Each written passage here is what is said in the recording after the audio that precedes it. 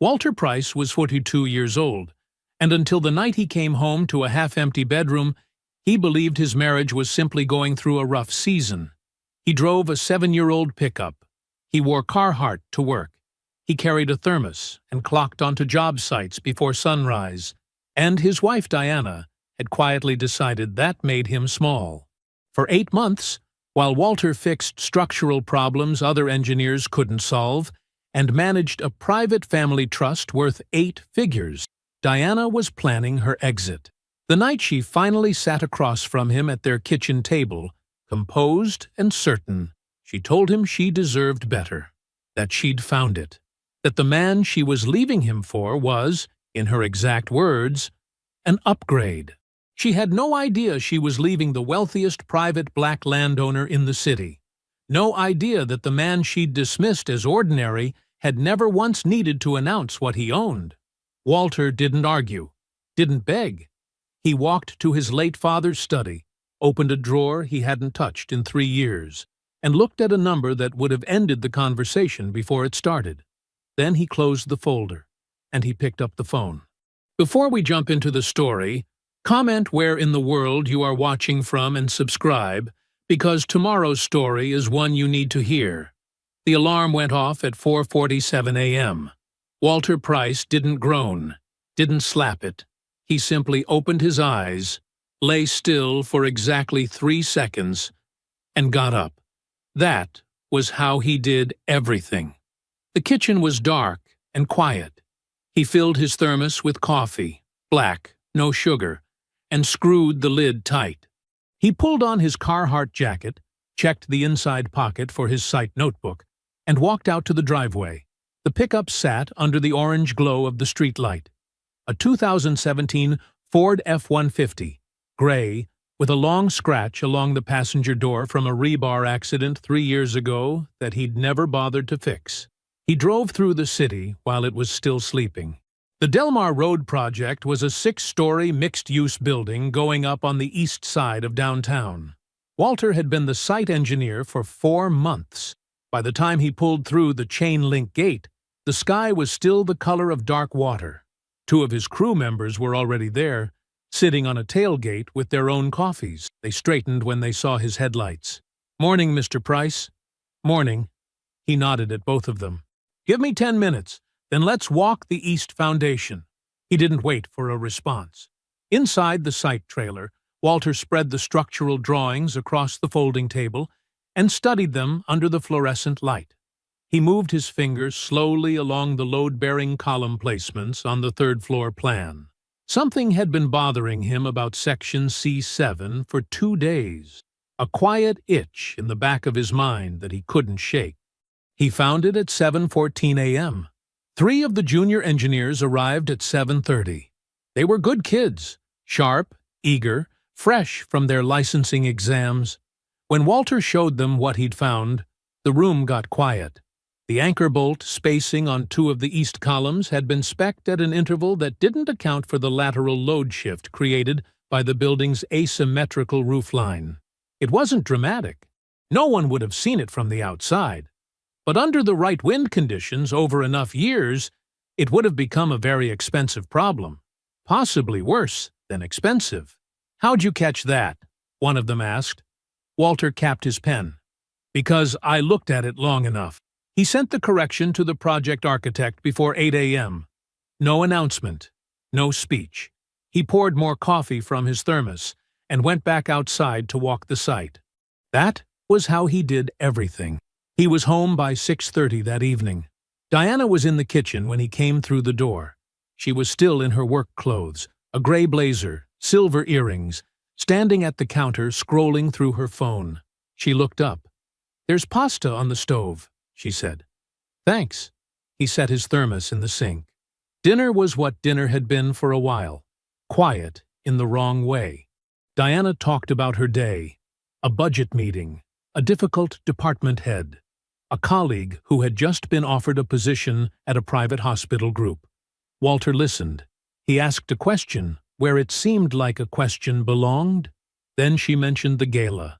"Apparently, Brendan Fields hosted some charity event last weekend," she said, twirling her fork. Downtown, rooftop venue. Half the administrative team went. She paused. Sarah wouldn't stop talking about it today. The food, the views. Another pause. Smaller. It sounds like it was something. Walter looked at his plate. Sounds like it. You could have been running projects like that, Diana said. Not with anger. With something quieter and harder than anger. If you'd pushed for project director when Morrison left, you had the experience. I like the work I do, he said. She looked at him for a moment. Then she went back to her phone. He washed the dishes after dinner. He dried them and put them away in the right places. He thought, not for the first time, about something his father had told him when he was 19 years old. Standing in the study of the family property, watching the old man review a set of financial documents without any urgency at all. Walter, a man who announces his wealth, invites people to want it more than they want him. The right woman won't need to know about the money. She'll see the man first. He had believed that then. He still did. Mostly. He dried his hands and went upstairs. He noticed it in the bedroom. The top drawer of Diana's nightstand was open. Empty. He turned and looked at the dresser. Her jewelry box was gone. The small leather one her mother had given her. The one that held everything that mattered. He opened the closet. Her travel bag was missing. He walked to the filing cabinet they kept in the corner and pulled open the second drawer. Her passport. Her birth certificate. Her social security card. Gone. Walter stood in the quiet bedroom for a long moment. His face was still. Then he walked back downstairs. Diana was sitting at the kitchen table, hands folded, waiting. Diana spoke first. "I've been thinking about how to say this for a long time," she said. "I want to say it right." Walter sat down across from her. He set his hands flat on the table. She looked composed. That was the word for it. Like she had rehearsed this in the car, in the mirror, maybe in Brendan Fields' penthouse while Walter was walking job sites in the dark. Her silver earrings caught the kitchen light. Her blazer was still buttoned. "I have been unhappy for years, Walter." She said it the way a doctor delivers a diagnosis. Careful. Definite. Already past the part where it hurts. Not because of anything dramatic. Not because you did something terrible. Just this. She gestured at the kitchen. At the table. At him, maybe. At all of it. "This isn't the life I'm supposed to be living." Walter said nothing. "I've tried," she continued. "I want you to know that I genuinely tried. But I kept waiting for things to grow. And they didn't.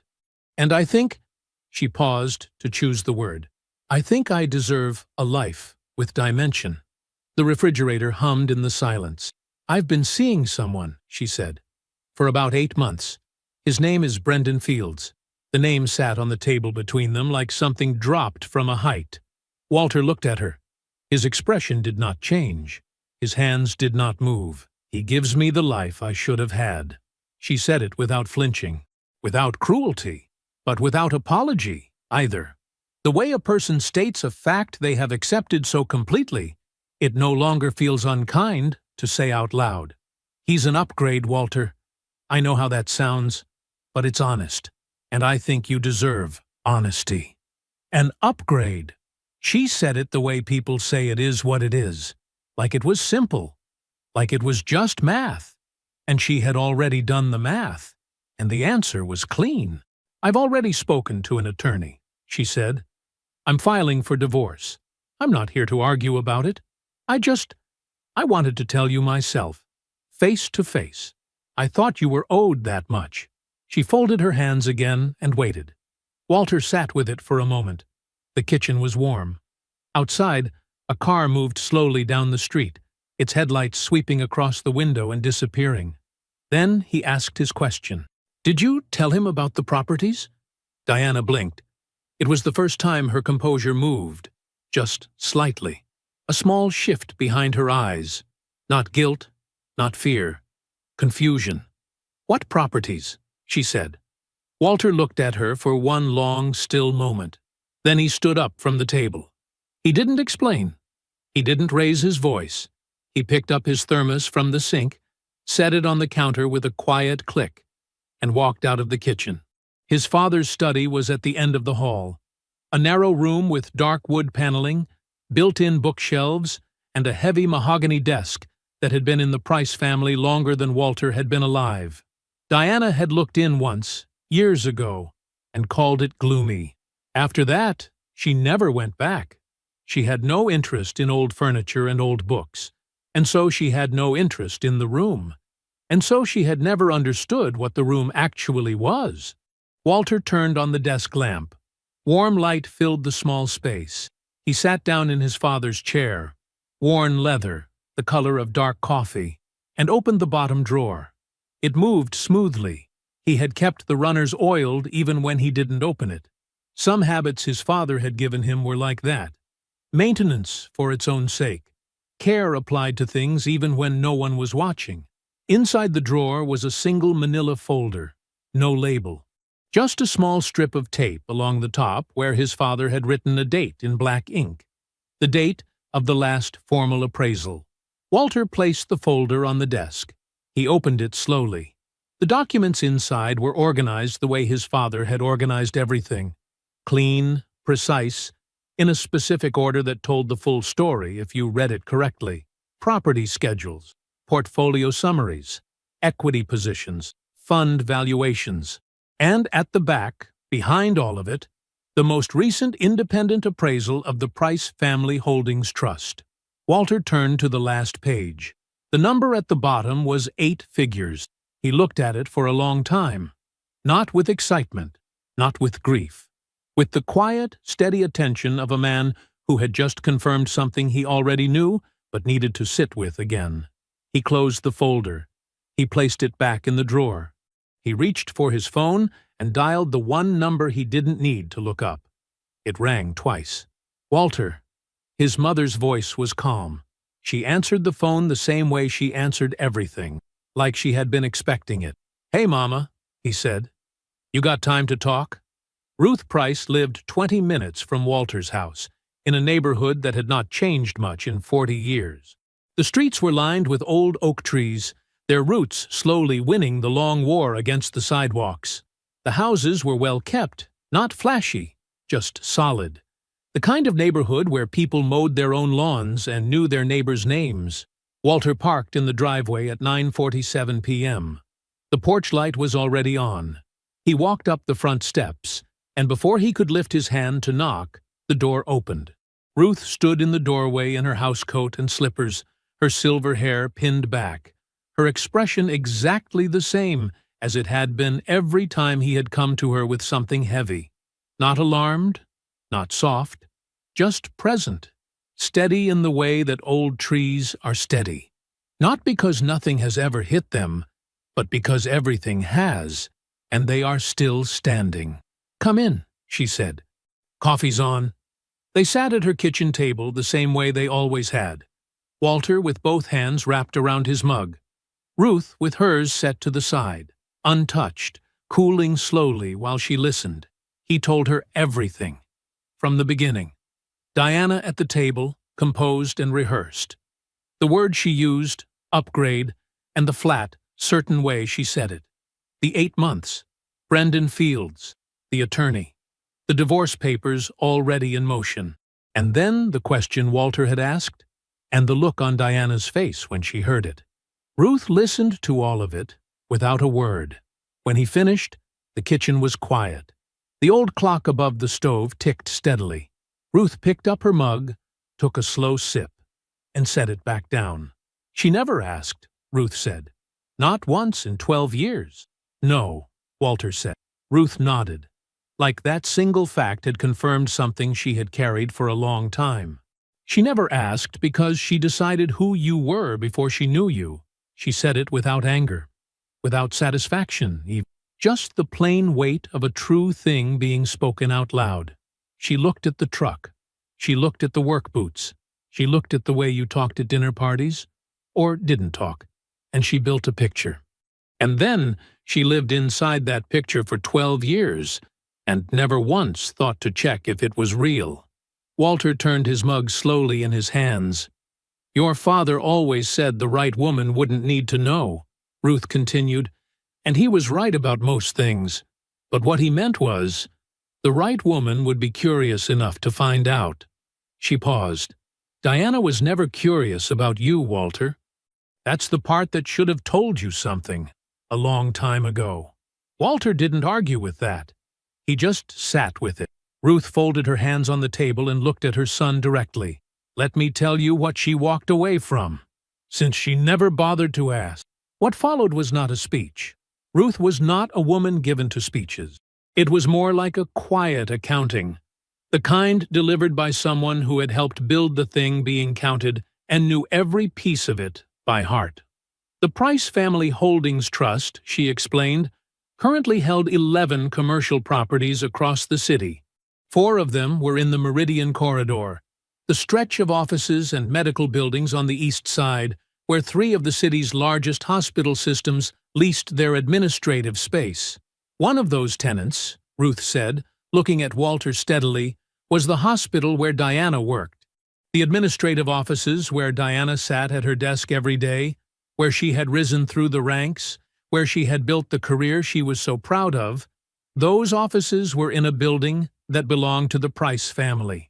She had been working in Walter's building for 6 years without knowing it.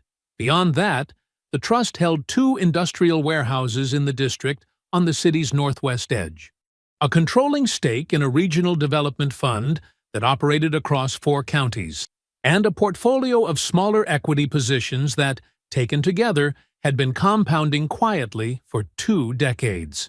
The most recent appraisal, Ruth said, put the total value of the trust's assets at just over $40 million. Walter was the single wealthiest private black landowner in the city. He had been for years. "She spent 12 years in your house," Ruth said, "and never once asked what your father left you. Not when he died. Not after the funeral. Not a single time." She picked up her mug again.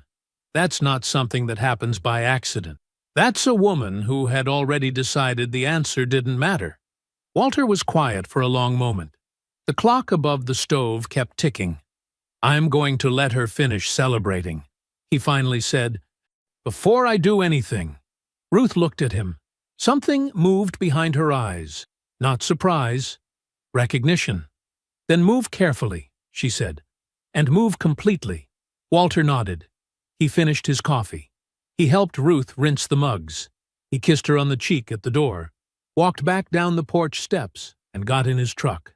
He drove home through the quiet dark of the city, his city, and he didn't turn the radio on. Walter was up before the alarm. He hadn't slept much. Not because he was broken up about it. The grief was there, somewhere underneath everything, but it was quiet, and he knew how to let quiet things stay quiet. He lay in the dark for a while, staring at the ceiling, thinking the way his father had taught him to think. Not about feelings, about sequence. About what came first, and what came after, and what had to be in place before anything else could move. By 5:30 he was dressed. By 5:45 he had his thermos and his phone. He sat at the kitchen table, the same table where Diana had been sitting 12 hours ago, and he dialed Adrienne Cole. She picked up on the second ring. "Walter," she said. No surprise in her voice, just readiness. "I need you at the estate this morning," he said. "Early as you can." "I'll be there at 8, she said. She was there at 7:50. The Price family estate sat on a quiet street in the older part of the city's north side. A stately 2-story brick house behind a row of mature trees that shielded it from the road without announcing that they were shielding anything. The lawn was neat. The exterior was simple.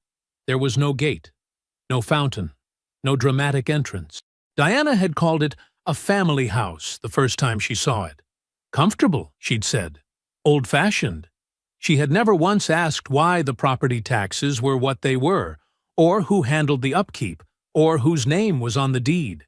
She had walked through its rooms with the mild appreciation of someone passing through a museum exhibit that wasn't quite to her taste, And then she had gone back to talking about countertop finishes and her colleagues' renovations. Adrienne Cole had been coming to this house for over a decade. She arrived in a dark gray sedan, carrying a leather bag that was not large, but was clearly heavy with documents. She was a tall woman, composed, unhurried, with sharp eyes behind clean-framed glasses. She wore no jewelry except small gold earrings. She looked like what she was, a person who had spent 20 years becoming very good at something important, and who had nothing left to prove about it. Walter opened the door before she knocked. They sat in the study, his father's study, the same room where Walter had opened the drawer 2 nights ago. The mahogany desk, the bookshelves, the single window that let in a long, clean rectangle of morning light. Adrienne set 3 folders on the desk, opened the top one, and began. She laid it out with the efficiency of someone who had been running the numbers since the phone call. The Price Family Holdings Trust, she confirmed, had been established by Walter's father 28 years ago, predating Walter's marriage to Diana by 16 years. It was structured as a private irrevocable trust, a legal architecture specifically designed, in Adrienne's words, to exist entirely outside the reach of marital asset claims. Walter's name appeared in the trust as sole beneficiary and managing trustee, but the trust itself was its own legal entity.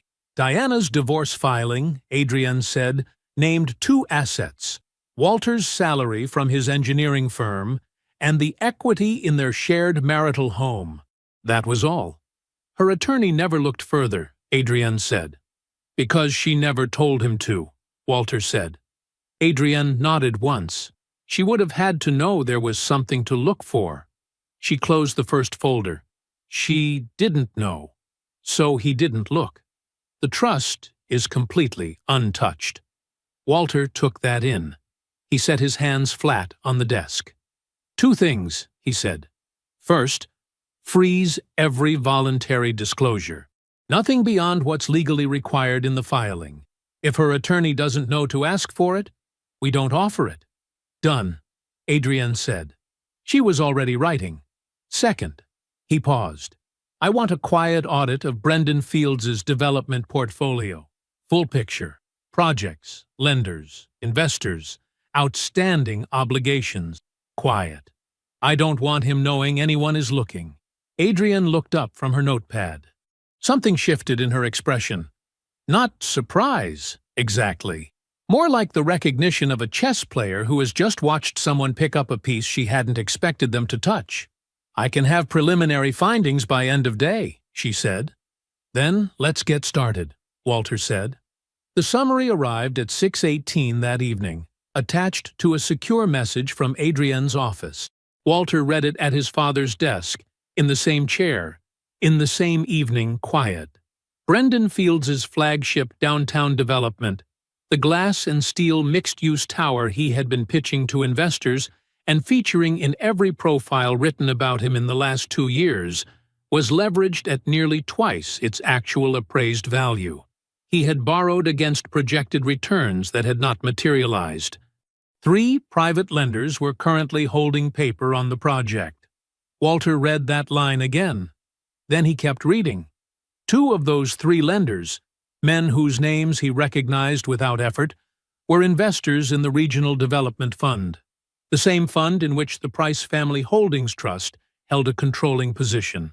Walter set the papers down on the desk. He looked at them for a moment. Don't make any calls yet, he said. The room was quiet. The evening light held. He picked up his thermos. The penthouse was on the 14th floor. Diana stood at the floor-to-ceiling window with a glass of red wine and looked out at the city below. The lights, the movement, the ordered grid of streets spreading outward in every direction. It was the kind of view that made you feel important, just for standing in front of it, like the city was presenting itself to you, like it had been waiting.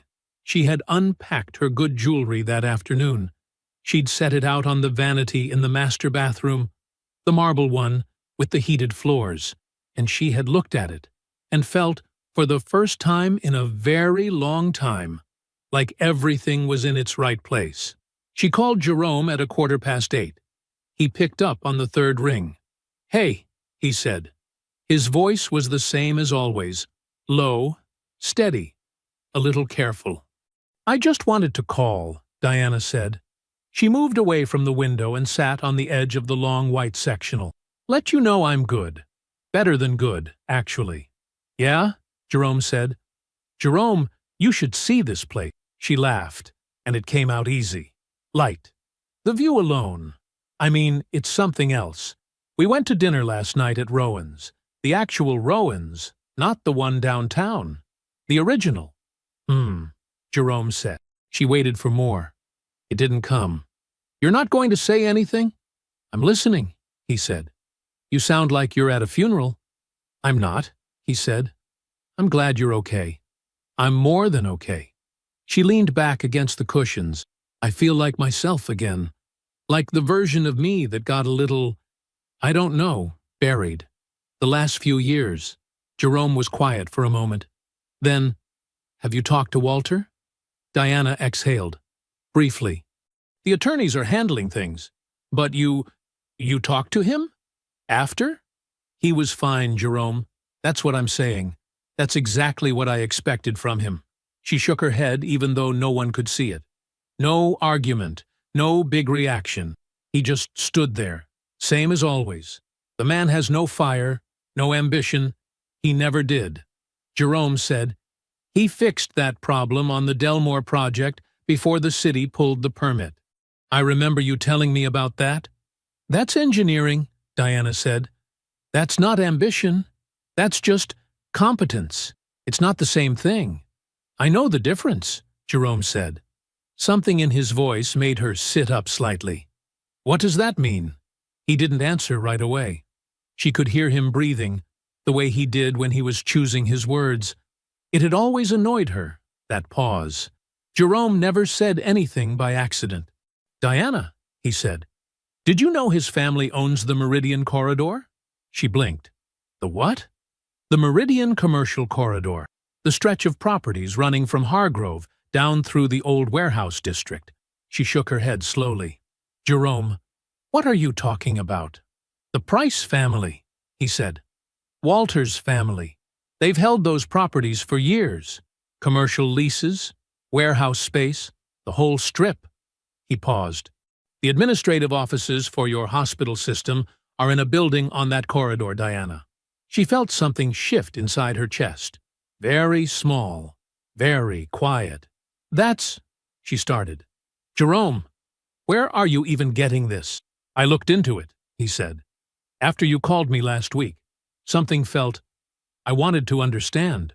Another pause. "I'm not being dramatic. I'm telling you what I found." "Walter is an engineer," she said. Her voice was steady. She made it steady. "He works for a firm. He drives a 7-year-old truck." "I know what he drives," Jerome said. "Then you understand why what you're saying sounds—" "Diana." His voice was quiet, not sharp, not heated, just quiet in the way that stopped her. "I'm not asking you to do anything. I'm asking you if you knew." The silence stretched out between them. Outside, the city lights glittered against the dark. 14 floors down, a car horn sounded and faded. "You're being dramatic," she said. Jerome didn't argue. That was the thing about Jerome. He never argued when he knew he was right. He just let the silence do the work. "I have to go," Diana said. "Okay," he said. "Call me if you need to talk." She hung up. She sat on the sectional for a while without moving. Then she got up, rinsed her wineglass, and went to bed. The sheets were expensive. The room was cool and quiet. The city hummed 14 floors below in that distant, unreachable way that should have felt luxurious. She stared at the ceiling. "Did you tell him about the properties?" Walter's voice. Flat, unhurried, with nothing underneath it she could read. The question he had asked, and then not explained. The question she had not thought about again until right now. "What properties?" she had said. And he hadn't answered. She turned onto her side. She closed her eyes. She tried to place the question in a context that made sense, some ordinary context, something small, something that explained why a man like Walter would have properties to mention at all. She couldn't find one. She lay still in the expensive dark and tried to remember if she had ever, even once, asked Walter what his father had left him. The answer settled into her chest, like something cold. She had not. Walter was on the site by 5:40. Same truck, same thermos, same worn boots on the same packed dirt. The sky was still dark at the edges when he pulled in, and the security light above the trailer door clicked on automatically as he stepped out. He stood there a moment, hands wrapped around the thermos, and looked at the skeleton of what was going up. Concrete and rebar. The bones of a thing. He nodded once to himself and went to work. By 7, 3 of his crew were on site, and the 4th was running late. Walter didn't comment on it. He was already crouched near the southeast corner of the foundation, flashlight in one hand, checking a section of rebar placement that had been bothering him since the previous week's pour. The spacing was off. Not dangerously, but enough. He marked it with a piece of orange chalk and left a note clipped to the foreman's clipboard before the foreman even arrived. That was the thing about Walter. He never waited for someone else to find the problem. The calls started that same afternoon. He made them from his truck during his lunch break. Engine off, windows down, thermos on the dash. 2 calls, both to men who had known his father for decades. Men who had sat at that mahogany desk in the family study, negotiated over coffee, and never once needed anything explained twice. The first was Harlan Osei, 71 years old, private equity, 3 commercial developments currently under management in the metro area. He answered on the second ring. "Walter Price," Harlan said. His voice was warm and wide, like a room you'd been in before. "I was wondering when I'd hear from you." "I should have called sooner," Walter said. "You're calling now," Harlan said simply. "What are you thinking?" "I'm thinking the trust has been quiet long enough," Walter said. "I'm thinking it might be time to let people know who they're dealing with." A pause. Then Harlan made a low sound that wasn't quite a laugh but carried the same warmth. "Come see me Thursday," he said. "Bring Adrienne." The second call was to Marcus Webb, 63, real estate law, a man who had drafted 3 of the original trust documents alongside Walter's father. Marcus didn't say much on the phone. He listened, asked 2 questions, and then said, "I'll make sure the right people know you're moving." Walter thanked him and went back to work. Word moved the way it always moves in private circles, not loudly, not quickly, but with the particular weight that comes from the right mouths saying the right things to the right ears. By the end of the week, it was understood, in certain rooms, that the Price Trust was repositioning. No announcements, no press, just the quiet shift of attention that happens when serious money decides to stop standing still. The Commercial Development Summit was held on a Thursday in October. It was a big room, high ceilings, round tables, a stage at the far end with a podium and a panel setup already arranged. The kind of event where everyone was networking before they even sat down. Business cards moved like currency. Conversations happened in the doorways and the corners and on the way to the coffee station. Walter wore a dark jacket over a clean button-down. No tie. He carried a legal notepad and a pen and nothing else. He had barely cleared the registration table when the first handshake came. A city planning commissioner named Gerald Fitch, who clapped Walter on the shoulder like they'd seen each other recently, even though it had been almost 2 years. Then a woman named Sandra Park from the Regional Development Board, who smiled and said, "Tell me the trust is finally going to put something on the Hargrove end." Then Harlan, appearing from somewhere to the left, who introduced Walter to 2 men whose names Walter already knew from his father's files. None of these people were in Diana's world. None of them had ever come up at dinner. Walter moved through the room the way he moved through a job site.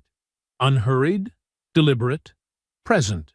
40 minutes in, A woman with the summit's organizing committee found him near the coffee and asked if he would be willing to join the afternoon panel on private land development in the urban core. "We had a cancellation," she said. "And honestly, with the trust's portfolio, you're exactly who that conversation needs." Walter looked at her. "What time?" 2:00, she said. "I'll be there," he said. It was just before the lunch break when a developer named Carl Reese pulled him aside. Carl was in his mid-50s, steady, the kind of man who didn't spend words carelessly. They found a quiet edge of the room near the far wall, away from the noise. "Something you should know," Carl said, keeping his voice low. "Brendan Fields. He's been pitching a development deal for about 18 months now. Different investors. Same pitch. Big mixed-use project. The whole thing is built around acquiring the warehouse district land." Walter kept his face even. "Price Trust land. Your land," Carl said. "He's been telling people he has a pathway to the owner. That it's basically done. Just a matter of timing." Carl's jaw tightened slightly. "I've heard it from 3 different people, Walt. He doesn't have a pathway. He's never spoken to you or Adrian a day in his life." Walter nodded slowly. "I appreciate you telling me." Carl studied him. "Thought you should know who's been using your name." They shook hands. Carl moved back into the room. Walter stood at the edge of the crowd for a moment. Around him, the room hummed with conversation and the clink of glasses and the performance of ambition. He reached into his jacket pocket and pulled out his phone. He stepped out through the side door into the quiet of the hallway. Adrian picked up immediately. "It's time to introduce myself," Walter said. Walter called Diana's attorney at 8:15 the next morning. He was sitting in his truck outside the job site. Engine off. Thermos on the dash. The crew was already moving behind the chain-link fence, and he could hear the sound of equipment starting up, but he stayed where he was and made the call. The attorney's name was Preston Hale. He was polished and careful in the way that expensive family law attorneys tend to be. Every word measured before it left his mouth. He came on the line after half a minute. "Mr. Price," he said, "I wasn't expecting to hear from you directly." "I know," Walter said. "I'm calling to schedule the final settlement meeting. I'd like to do it at the house. This Saturday, if Diana is available." A pause. Papers shuffled somewhere on the other end. "I'll check with my client and confirm," Hale said. "Is there anything specific you'd like to address before we—" "I'd like 15 minutes alone with her before attorneys come in," Walter said. Another pause. Longer this time. "I'll pass that along." "Thank you," Walter said. He hung up and went to work. Diana agreed. Walter wasn't surprised. She would want to see the house one more time. She would want to see him. To confirm, maybe, that she had made the right call. People who need to believe they made the right call usually want one more look at what they're leaving. Saturday morning was gray and still. Walter pulled into the driveway at 9:50. He sat in the truck for a moment. He looked at the front door, the small maple in the yard that had grown a full foot since they planted it together. The garage, where his father's old drafting table was still stored in the back behind the lawn equipment. He picked up his thermos. He got out of the truck. Diana was standing in the living room when he walked in. She had her arms crossed, not defensively, more like she was holding something in place. She looked good. She had always looked good. That was never the problem. "Walter," she said. "Diana," he said. He didn't sit down. She didn't either. He set the thermos on the side table near the door, the same place he had set it every morning for 9 years, and he looked at her. "I'm going to tell you some things," he said. "Not to hurt you, because you made a major decision, and you deserve to understand what you actually decided." Something moved through her eyes. Not fear, exactly. Attention. He told her. He told her about the trust, its structure, its history, how his father had built it over 30 years.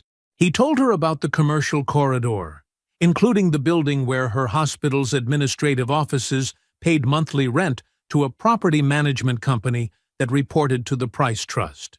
He told her about the industrial warehouses, the development fund, the controlling position. He told her the valuation, the actual number, said plainly, without theater. He watched her face. First, she didn't believe it. Her expression was smooth and skeptical, the look of someone waiting for the catch. Then, the skepticism started to crack. He could see the math starting to move behind her eyes, the calculations, the comparisons, the 12 years of mornings in that house, the pieces rearranging themselves into a shape she hadn't seen before. Then, the calculations stopped, and what replaced them was something quieter and harder to watch. "Why didn't you tell me?" she said. Her voice was different than it had been, smaller. "My father told me the right person wouldn't need to know," Walter said. "I believed that. Maybe I was wrong to. But Diana, I showed you who I was every single day. I showed up. I fixed what was broken. I sat at that table and listened to you talk about what you deserved and what you wished your life looked like." He paused. "I never hid who I was. You just decided that wasn't enough, before you ever thought to ask what else there might be." She uncrossed her arms. Her hands dropped to her sides. "Is there any way?" she started. He shook his head. "One small, clean movement. The papers are already signed," he said. She looked at him for a long moment. He met her eyes and held them. "I hope things get easier for you," he said. He meant it, not warmly, but truthfully. There was no anger left in him. He had put it down somewhere between his mother's kitchen and a Thursday morning summit, and he didn't need to pick it back up. He turned and opened the front door and called back toward the driveway where Adrian was waiting in her car. He left her everything she had asked for, every piece of furniture she had wanted, every account she had listed, every item on the settlement she had submitted through Preston Hale. He took his father's mahogany desk, the drafting table from the garage, a small framed photograph from the study wall, and his tools. That was all. He carried the last box out himself. He loaded it into the bed of the pickup. He got in, started the engine, and pulled out of the driveway without looking back. He had one more meeting today. Brendan's building was 12 stories of glass and polished concrete in the middle of the downtown development corridor. The kind of building that was designed to make a statement before you even walked through the door. Walter had driven past it 100 times without stopping. He pulled into the parking structure. Adrienne was already there, waiting beside her car in a charcoal blazer, a leather portfolio under her arm, her expression the same as it always was, composed, focused, ready. "His partner's name is Marcus Webb," she said, as Walter stepped out of the truck. "He's been with Brendan's firm for 6 years, handles investor relations." "Good," Walter said. They walked to the elevator together. The conference room was on the 10th floor. Floor-to-ceiling windows, a long table of pale birch wood, a mounted screen at the far end already glowing with the opening slide of a pitch deck, bold fonts, aerial photography, projected returns in clean columns. Brendan Fields was standing when they walked in. He was exactly what Walter expected. Tall, well-dressed. The kind of man whose handshake arrived before his words did, firm and practiced. "Walter," he said, smiling wide. He said the name like they were old friends. "Great to finally sit down. I've heard a lot of good things." "Mr. Fields," Walter said. He shook the hand. He didn't smile. Marcus Webb was at the far side of the table. Younger, cautious-looking, the kind of man who watched a room before he committed to anything. He nodded at Walter and glanced at Adrienne. "This is Adrienne Cole," Walter said. "She handles our legal and financial affairs." Brendan gestured toward the chairs on one side of the table. "Please, sit. Can we get you anything? Coffee? Water?" "No," Walter said. "Thank you." They sat. Brendan settled into his chair across the table, with the ease of a man who had done this 1,000 times, in 1,000 rooms, and believed each one was his to command. "So," Brendan said, glancing at the pitch deck on the screen, I put together some materials that I think will give you a real sense of what we're building here. The vision, the numbers, the trajectory. I think once you see the full picture— I don't need the deck, Walter said. Brendan paused. The smile stayed in place, but it tightened at the edges, the way a door does when the wood swells in summer. All right, he said slowly. What would you like to start with? Walter reached into the leather folio he had carried in and placed a document on the table. He slid it across the pale birch toward Brendan without hurry. It was the Price Trust's ownership records for the full warehouse district.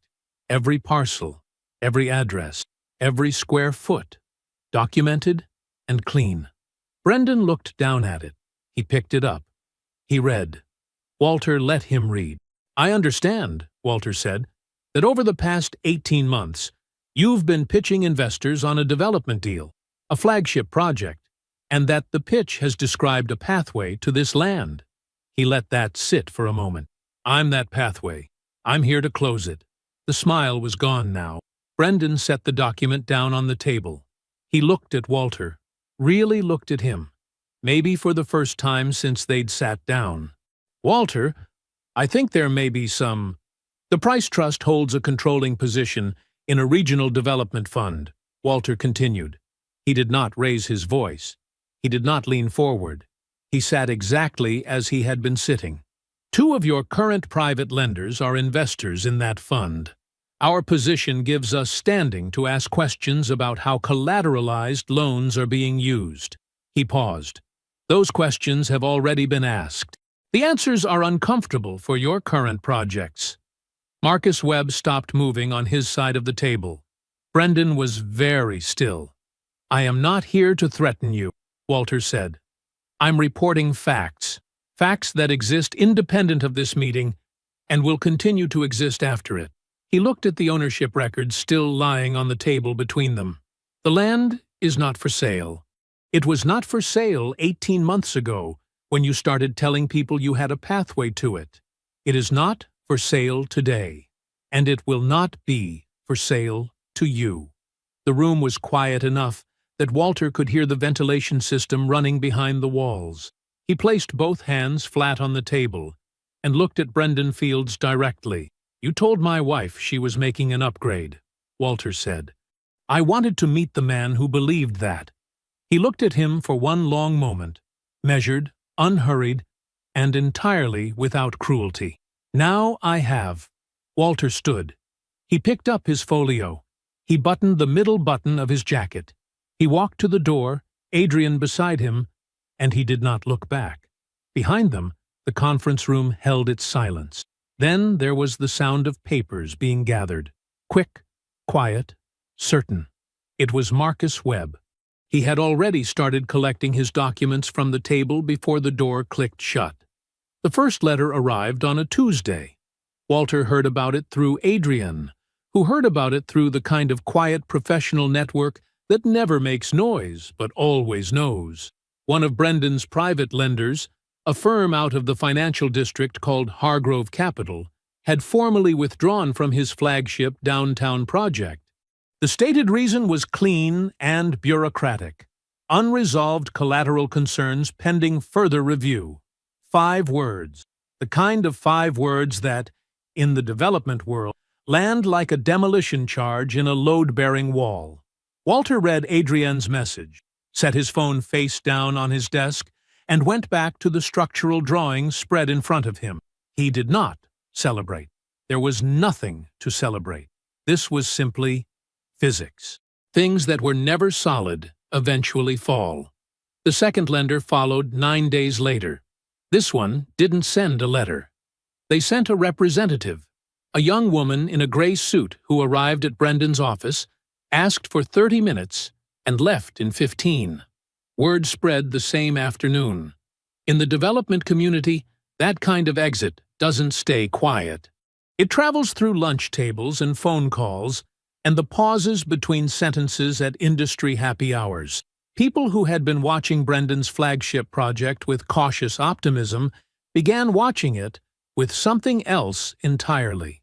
Without the Price Trust's warehouse district as a foundation, Without those parcels, those addresses, those clean square feet that Brendan had been promising investors for 18 months, the pitch to the third investor simply had nothing left to stand on. There was no anchor. There was no pathway. There was only a projection on a screen and a man behind it whose numbers didn't hold up when someone finally looked at them closely. The third investor passed. They didn't even send a letter.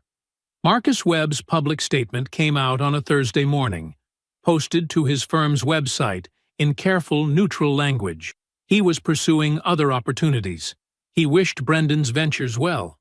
He had made the decision some time ago and was grateful for the years of collaboration. It was 12 sentences. It said nothing directly. It communicated everything. By the following week, the penthouse was in the news, not the apartment itself, but a line item in a financial disclosure that a local business reporter had dug up. Mortgage, not a purchase, not an investment, a debt dressed in floor-to-ceiling windows and a downtown zip code. The charity gala sponsorship, the one Diana's co-workers had attended the previous year, the one that had been mentioned over dinner while Walter sat quietly and said nothing, was quietly pulled. The organization's communications director said only that sponsorship arrangements were reviewed annually. She said it pleasantly. She did not return further calls. The city's development community is a small world.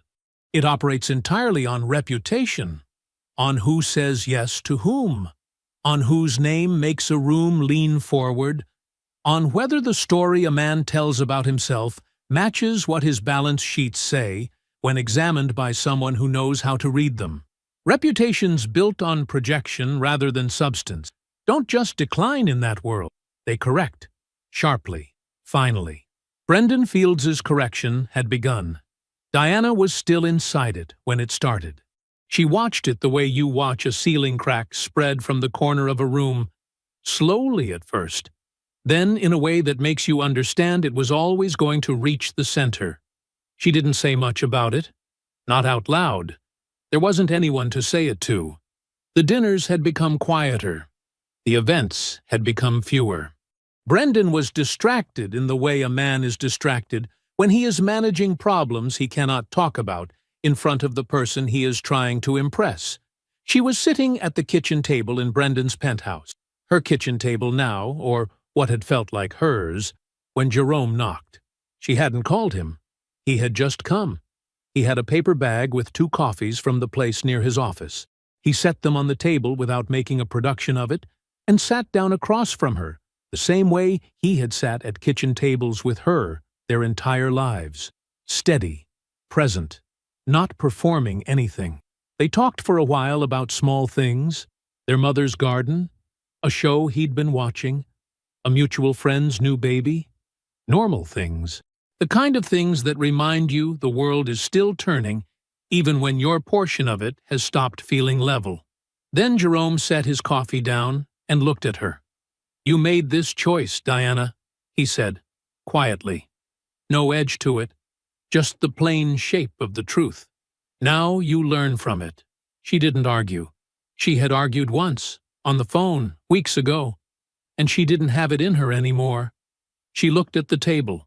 "I have a name," he said. "A therapist. She's good. She doesn't let people off easy, which means she actually helps." He slid a folded piece of paper across the table. "Call her." Diana took the paper and held it in both hands. Jerome stayed for the rest of the hour. He didn't try to fix it. He didn't pretend the hole wasn't there. He just sat with her inside the wreckage of her own choosing, the way a good brother does, not because it was comfortable, but because she was still his sister, and she was still going to need to find her way to the other side of this. When he stood to leave, he hugged her. She held on for a second longer than she meant to. Jerome drove home through streets that were still lit up with the last of the evening. His hands were loose on the wheel. The radio was low. His chest felt heavy in the way it does when grief and love press against each other from the inside, and there is no clean way to tell them apart. He thought about the piece of paper Diana had held in both hands.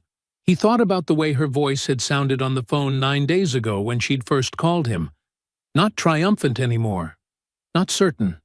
Just tired. He hoped she would call the therapist. He believed she probably would. He turned onto his street. He pulled into his driveway and sat for a moment with the engine off, listening to the tick of the cooling metal in the quiet. He had told her the truth. That was all he could do. It was enough, and it was the only thing he had to offer her that would actually hold weight when everything else stopped looking solid. He got out of the car. He went inside. He left the grief at the door, not because it was gone, but because there was nothing left tonight that required him to carry it standing up. 6 months is enough time for the world to forget it was ever different. The site was 3 blocks wide. It sat in a part of the city that the development community had been calling underserved for 20 years while doing nothing about it. A polite word for ignored, for passed over, for left to manage its own slow erosion without intervention or investment. The buildings that remained standing on the surrounding blocks were tired, but not beaten. The people who lived and worked in them had the particular dignity of people who had never been given much, and had built something anyway. Walter had driven through this neighborhood for years. He knew the corner store on Delmar with the hand-painted sign. He knew the church on Fifth with the broken gutter that had been broken for a decade. He had looked at this part of the city the way his father had taught him to look. Not at what was missing, but at what the bones could hold. The bones here could hold a great deal. The Price Trust's first publicly announced urban project had broken ground 11 weeks ago. The permit was posted on the construction fence in a plastic sleeve, the way all permits are, bureaucratic and ordinary, flapping slightly in the wind. Walter Price. Principal developer, Price Family Holdings Trust. His name right there, in plain black print, available to anyone who walked by and cared to read it. He had not made a speech about it. He had not issued a press release. Adrienne had handled the planning commission filings, and someone at the commission had apparently mentioned it to someone at the business desk of the city paper, because a short item had appeared on a Wednesday morning. 12 sentences about the project, 4 sentences about the trust, 2 sentences about Walter. His phone had received 11 texts from people he hadn't heard from in years. He had responded to 3 of them. He was not new to this work. He was new to doing it under his own name, in plain sight, without the comfortable cover of anonymity his father had taught him to wear. It fit differently than he'd expected. Not worse, just different. Like stepping out of a building you've been inside so long that the outside air takes a moment to feel normal. He was on the site by 6:15. Same truck. Same thermos. The truck had 140,000 miles on it now, and the heater on the passenger side ran a little warm in the mornings, but it started every time and it got him where he was going. He had thought once or twice about replacing it. He hadn't. His crew arrived by 6:45. They moved the way a good crew moves, without being managed at every step, without needing the principal to stand over them. Walter walked the frame, checked 3 load points along the eastern wall, asked 2 questions, got 2 solid answers, and moved on. The framework was rising. You could see the shape of it now, the outline of what it would be. Commercial on the ground level, residential above, green space threaded through the interior. A project that would put something back into a part of the city that had given enough away. Ruth arrived at 10:30. She came in her own car, parked carefully on the street outside the fence, and walked through the site entrance with the unhurried deliberateness of a woman who has been patient her whole life and has no reason to rush now. She was wearing a dark coat and carrying nothing. She didn't need anything.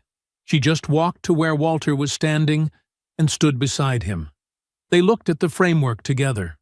The steel and lumber and concrete block rising up against a pale November sky.